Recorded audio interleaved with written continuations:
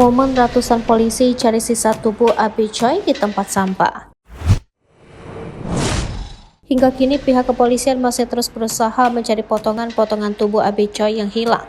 Bahkan demi mempersatukan kembali tubuh Abi Choi, polisi sampai rela menjadi di tempat pembuangan akhir.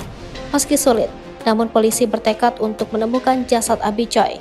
Diketahui model asal Hong Kong ini tewas mengenaskan oleh keluarga mantan suaminya. Dalam sidang perdana pada 27 Februari lalu, keluarga mantan suami Abi Choi yang merupakan para terdakwa membantah telah melakukan kejahatan tersebut.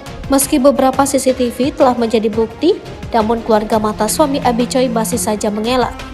Bahkan mereka juga tak mau mengungkap di mana saja jenazah Abi Choi dibuang. Hal inilah yang membuat polisi kesulitan melakukan penyelidikan. Namun meski begitu, pihak kepolisian tak mau menyerah. Lebih dari 100 petugas dikerahkan untuk melakukan pencarian di tempat pembuangan akhir Northeast New Territories di Takuling.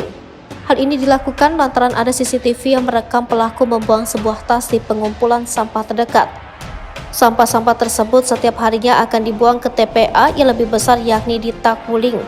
TPA ini cukup besar dan mampu menampung bertonton sampah.